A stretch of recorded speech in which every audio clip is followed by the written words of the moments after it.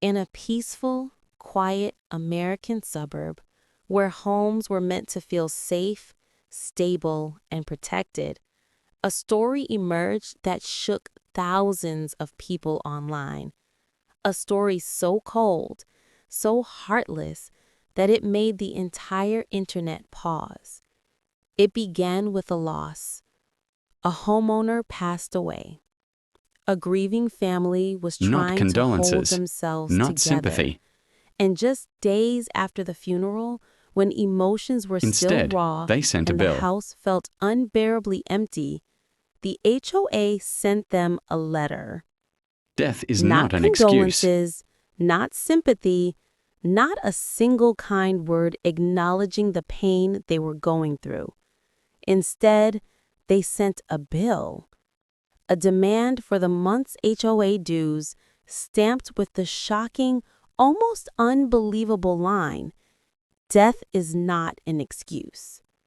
When this story hit the internet, people were outraged.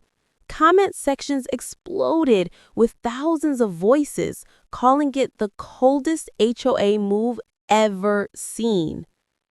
But what many didn't know was that behind this one disturbing letter was a much deeper, much darker history of how this HOA operated.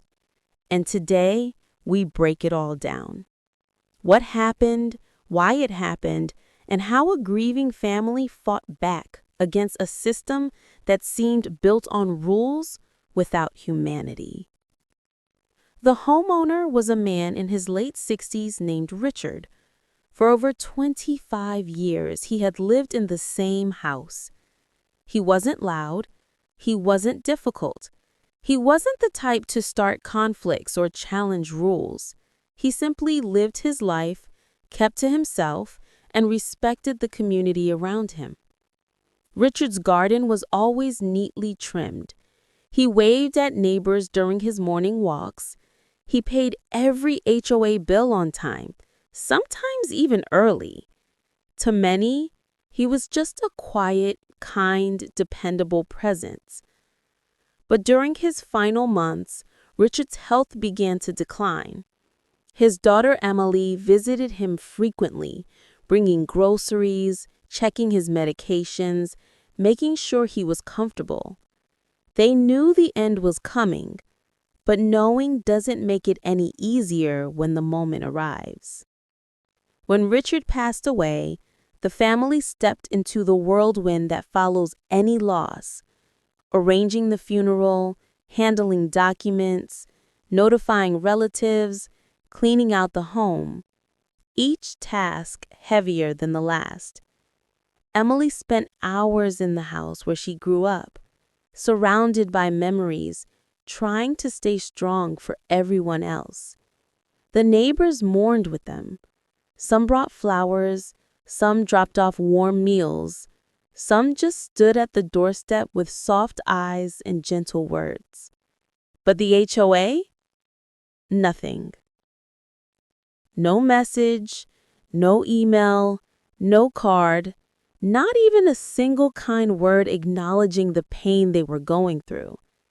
Instead, they sent a bill.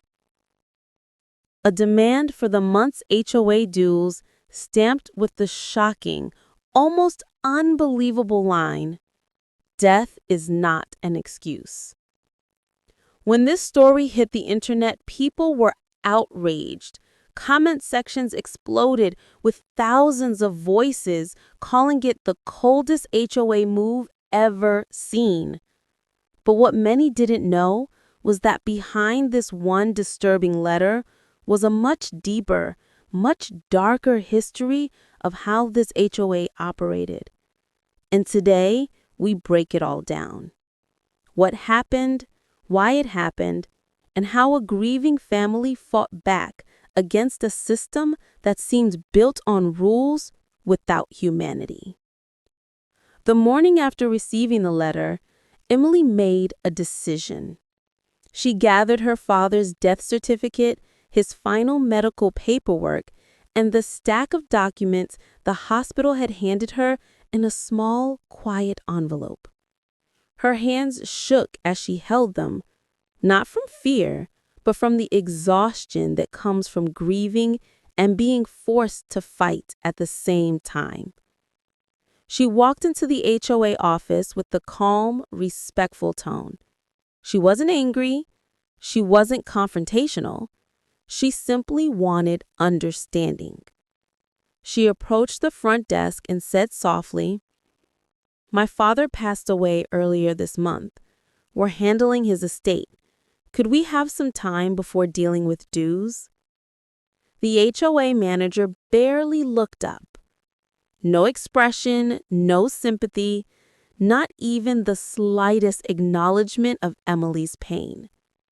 With a flat, unbothered voice, the manager said, "HOA rules require dues to be paid monthly. Death doesn't change the obligations of the property." Emily froze.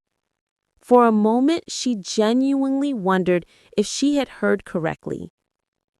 Her eyes blinked, stunned, trying to understand how anyone could say something so cold, so casually. But the manager continued, flipping through paperwork as if discussing something routine, something emotionless. "You need to pay the outstanding balance by the 15th. If not, we add late fees and start the lien process." Emily felt her chest tighten. A lien? On her father's house? A house he no longer lived in? A house she and her family had barely stepped back into because it still smelled like his coffee and aftershave? A house they were struggling to process, emotionally and legally. She took a quiet breath and tried again. "Can't you wait?" she asked. "We're still dealing with everything. We haven't even gone through his belongings yet." The manager shrugged, as if Emily had asked for something unreasonable. If the property exists, dues exist. And that was it. No empathy, no pause, no attempt to understand that this wasn't a late payment or an irresponsible homeowner. This was a grieving family still trying to breathe. Emily left the HOA office feeling a mix of disbelief and anger. She walked to her car slowly, clutching the documents she thought would bring compassion, only to learn that, to the HOA, her father's entire life had been reduced to a line item on a spreadsheet. What she didn't know was that this cold dismissal was just the beginning. The HOA wasn't backing down, and soon the situation would grow into something far larger than a single month's dues. It would become a battle, one the internet would eventually witness, and one the HOA never expected to lose. Back home, Emily couldn't sit still. Her hands were shaking.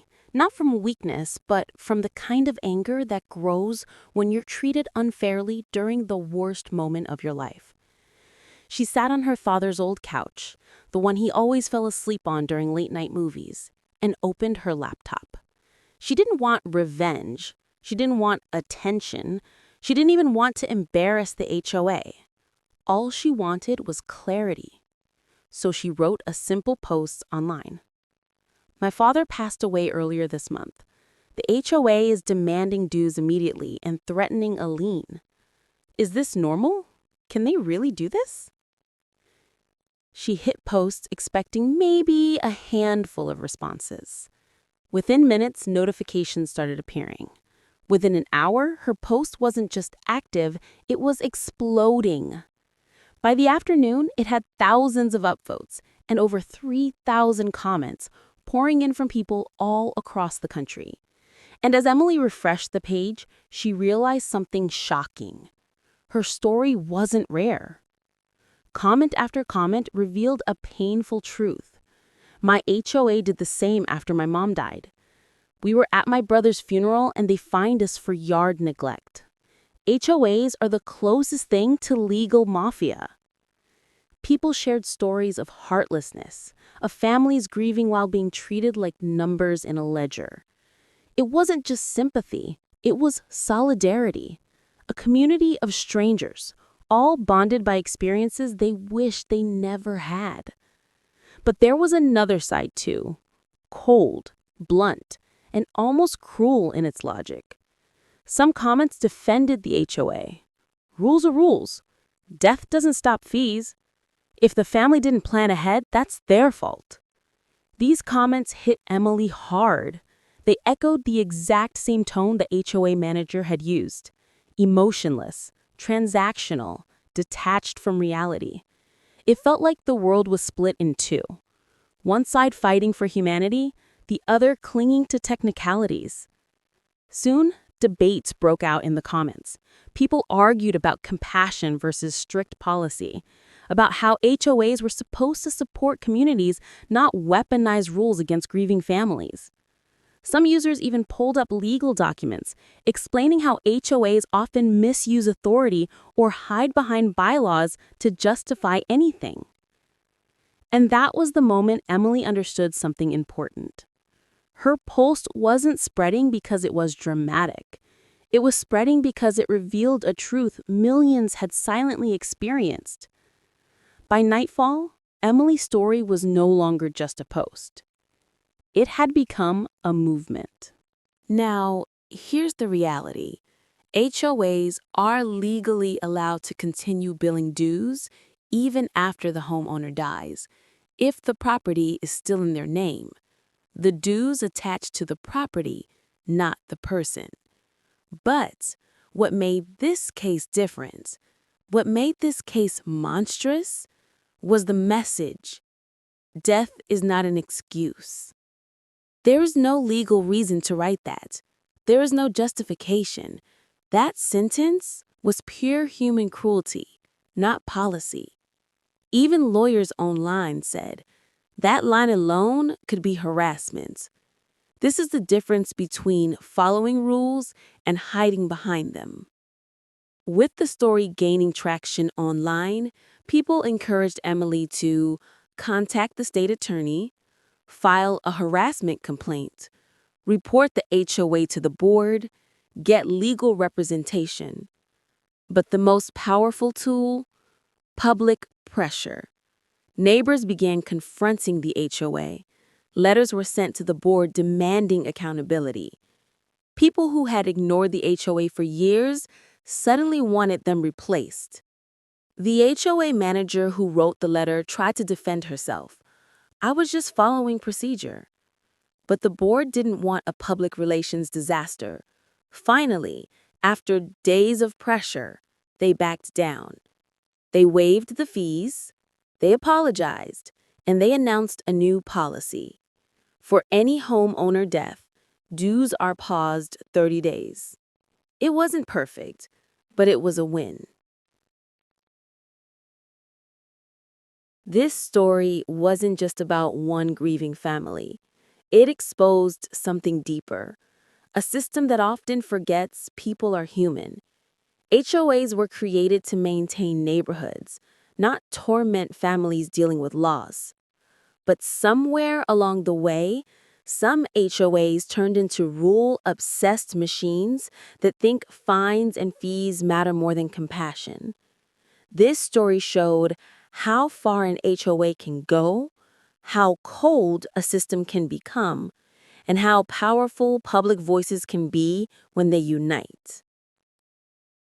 And in the middle of it all was a grieving daughter just trying to bury her father with dignity, not fight a legal battle, not defend against heartless letters, just mourn. Her story changed her neighborhood.